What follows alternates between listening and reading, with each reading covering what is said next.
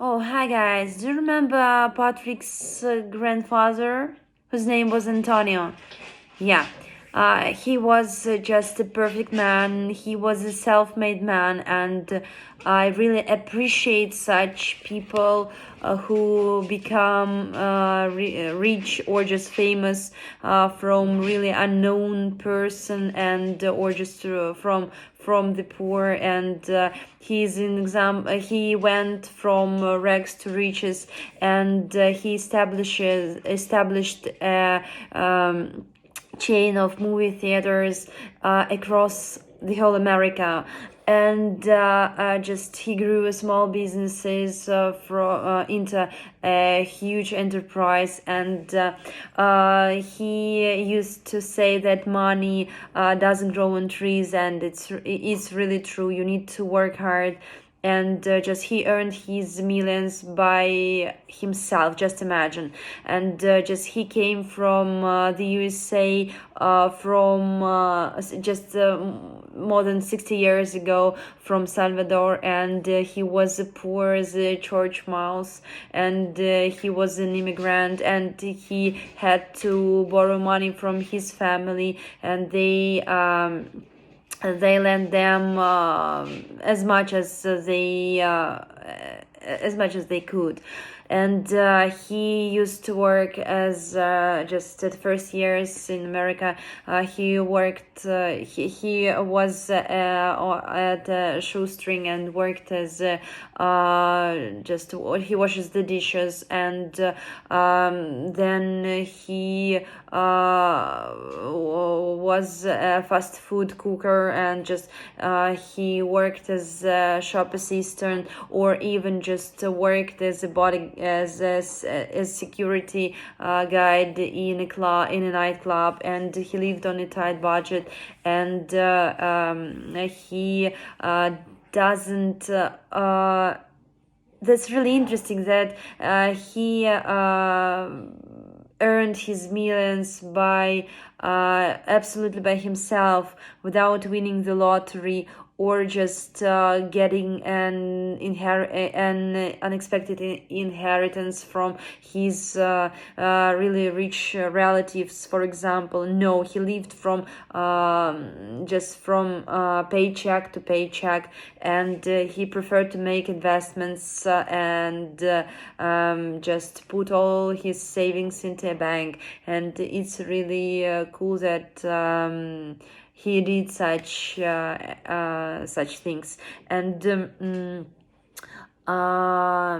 just then later, several years later, he fell in love with his future wife. And just he applied for a job in a movie theater and worked there. And then he met his future wife, and he fell in love with her and with the cinema. And then they married. And he was promoted to the cinema manager. And then he started. He was running the entire theater. And after that, he started investing in stocks. Yeah. And he was really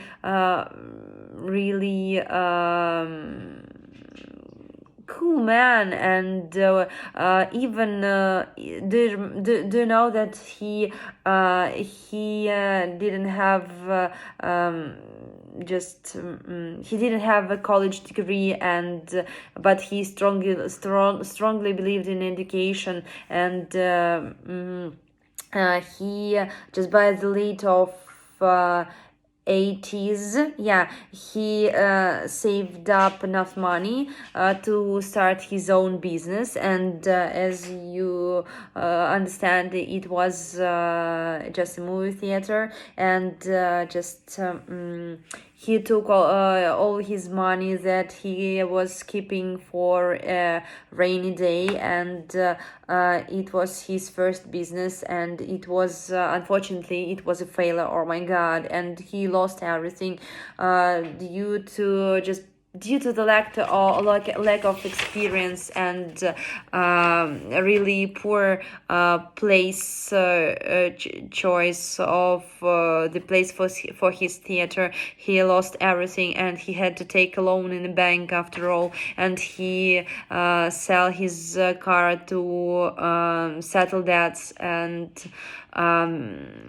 it was it was really hard times for both of them, for him, just for him, for his wife, and for the whole his family. And he went bankrupt soon and lost all his money. And just it was really cool. And just imagine, he didn't give up, and was looking for another investments, and managed to found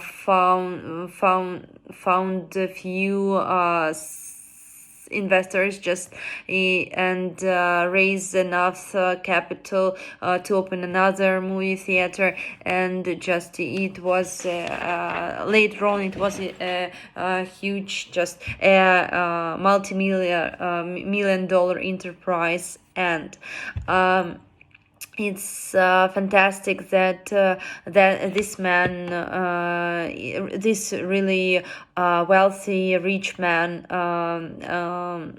donated a considerable amount of money to build schools in poorest districts. And he helped establish the charity fund. Just imagine, a charity fund which provided grants and scholarships for students from poor backgrounds, and who strapped for cash, and also helped also donated frequent give made frequent donation to support businesses for immigrants, and just for their startups.